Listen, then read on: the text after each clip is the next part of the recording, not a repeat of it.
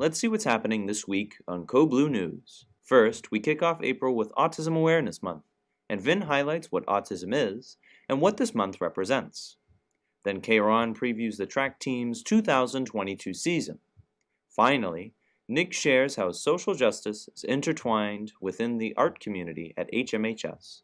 Now please rise for the Pledge of Allegiance and a moment of silence.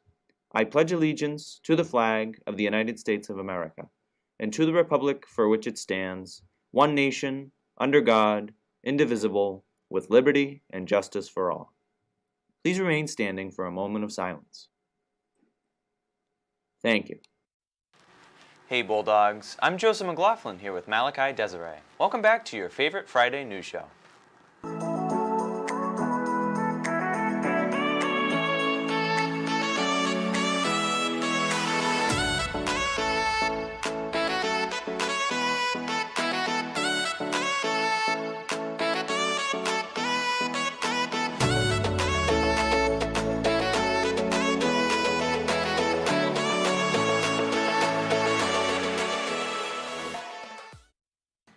As you may have already seen, many staff members around the school are wearing autism awareness t-shirts. The month of April is also known as Autism Awareness Month.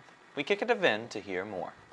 Today is April 1st, which means that it is April Fool's, the one day of the year where you can trust no one, but it's also kind of funny at the same time. But pranks and tomfoolery aside, this also means that today is the start of Autism Acceptance Month. Everyone has heard about autism spectrum disorder, but how many people actually know what it is? I think autism is a disorder that affects people in their brain, and it makes them harder to understand social cues sometimes and to learn some things. Well, autism, from what I know, is a brain disorder.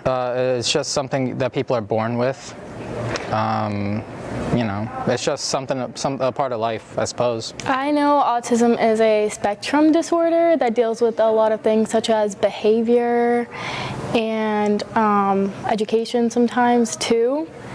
But that is all I personally know. I believe autism is a disorder that affects your brain. It challenges people, impairs them a little. It's more of a mental disorder rather than physical. Okay, those were responses, all right. Let's take it over to Ms. Gillis to explain everything you need to know about autism. So autism is what we consider a neurodevelopmental disorder. It's classified by two main categories of symptoms. So the first is some type of deficit in social interactions, whether that be nonverbal or verbal social cues, something along those lines. And then the second is what we call restrictive repetitive interest. So it can be anything from a topic that someone's really into or just repeating words, something like that. It is a spectrum disorder, so there's no two people with autism are going to look the same or act the same. What's happened a lot historically is that people without autism have been kind of putting on these movements to raise awareness about autism, and the autistic community had some things to say. So it's more coming from the actual people who have autism. There's a lot of things that we can do, but I think asking students who have autism is probably the first step. What we can do differently and listening to that and trying to put those suggestions in place. There's no better person to learn from. Thank you, Ms. Gillis. That's all for today. This has been Vin Wing with Co-Blue News, and back to you in the studio.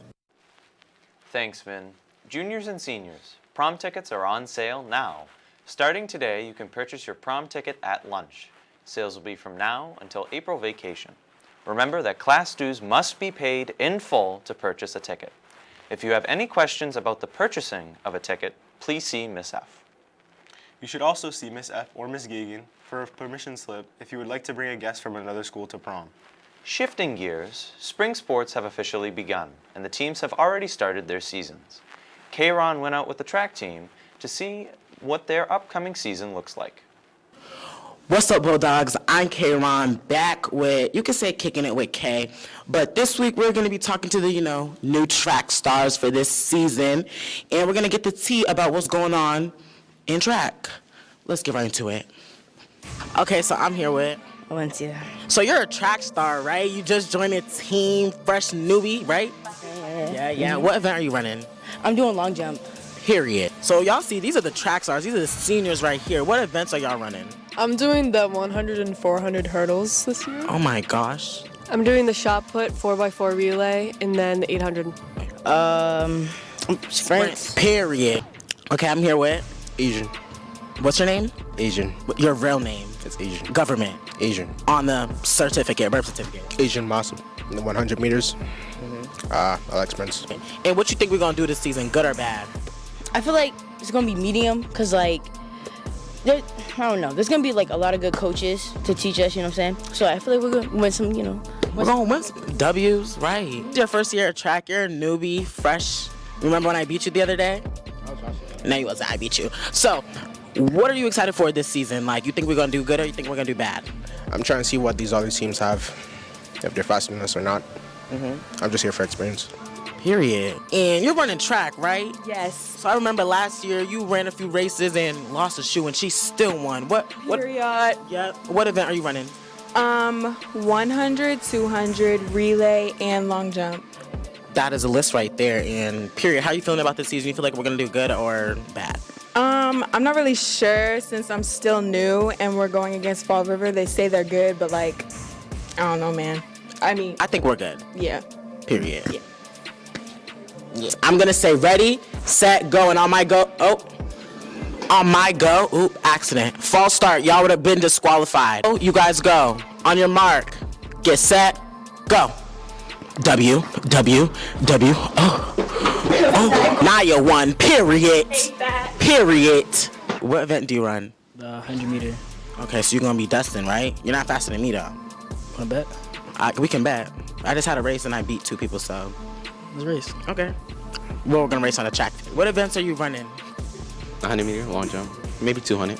What's your time? Is it like fast or you running like them long snail times? I'll get it done. You know. First year track? Okay, so what event are you running? I'm doing 100 meter sprint and relay. So you can be Sha'Carri Richardson, dusting these girls, right? Yeah. Period. Okay, I'm here with Taina. So this is your first year track. How you feel?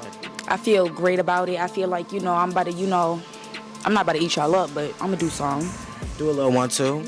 Something simple. Just a little 1-2. Okay, so like, what's your advance? What you running?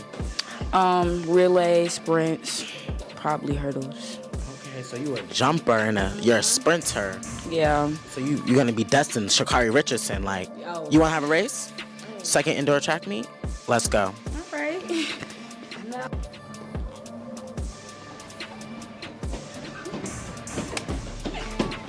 That's not fair. That's the ooh.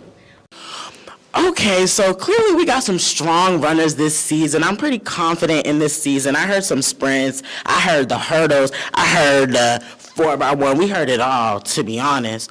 But it's back to you in the studio, but let me show y'all my skills.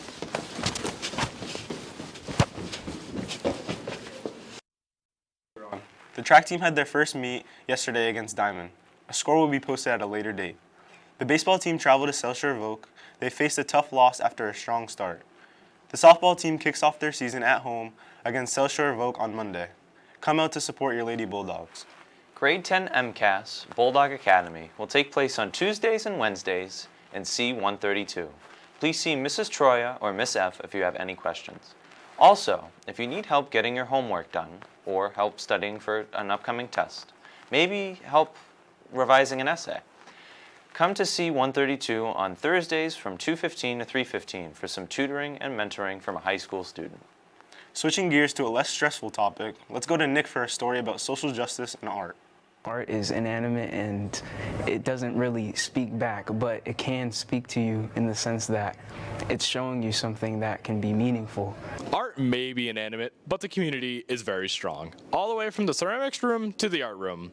There are so many products being created here at Holbrook Middle High School, and the community feels very, very strong. In my classroom, there's kids that might not know each other or kids that come in from other schools because we're a choice school. And when they're doing the projects or hanging out with each other in art, they start to build friendships and then community builds. And that's always happened in all of my classes wherever I've taught. I've always focused on helping kids build relationships and friendships and learn how to maintain those friendships. So art does that. I think art is just an essential component in a school and a community. I feel that our program is very, very strong with project-based learning, that we are able to get the students in our studio classes to explore creativity in a variety of different mediums here. I feel like the art community within Holbrook can be a little larger. Like, I feel like there are tons of artists within our school, but it's like they don't choose to express themselves the way they probably can. I feel like more artists within our community should like come together and, you know, represent the art that they're capable of making and doing things of that nature. The art community may be small, but thanks to the efforts of the art teacher, Ms. Pallone, more and more people can be attracted to art for more reasons than just painting. The project was called Understanding Racial Bias / Art Against Racism, and a lot of kids just spoke through their art about either George Floyd, I Can't Breathe, or about issues that they've dealt with or they're continuing to deal with, or the change that they want to happen. And it was wonderful. We did it during that time, so they were really excited to participate in that project and to make change with their art. Social justice is one piece of the community where the various lessons taught have developed students. From Black Lives Matter to police brutality, all of these works were developed from students in grades 6 through 12, and Nivea and Son and Ethan Coakley share experiences with their pieces. I made a piece for Social Justice Club, and it was for Black History Month. And basically, I did like a musical version, so I like painted a bunch of Black artists for Black History Month, and I really enjoyed it because I got to hang up in the hallway, so like it raised more awareness because everyone was like, oh, why is this painting here? So with Heal Boston, we started an art project with the Boys and Girls Club down in Dorchester, and we decided to all design a pair of pants to like represent different social justice issues. And the social justice issue that I decided to touch on with my pair of pants was police brutality. I wanted to depict police brutality in the best way I can, considering like it's a pretty touchy topic. I just wanted it to be real, but also like I wanted to have caution in doing something, so I didn't make it too graphic, but I wanted it to be graphic enough so people would get the point. The art community at Holbrook Middle High School is very strong, but Nivea and Ethan are just two small facets of it. Every student at Holbrook Middle High School who wishes to participate in art has their place, and teachers and experienced students are willing to go through all the lengths just to make people feel welcomed in participating in art. Ranging from the ceramics to the art room, as said before, there are so many places where people can experience art, and topics from social justice to just painting and drawing.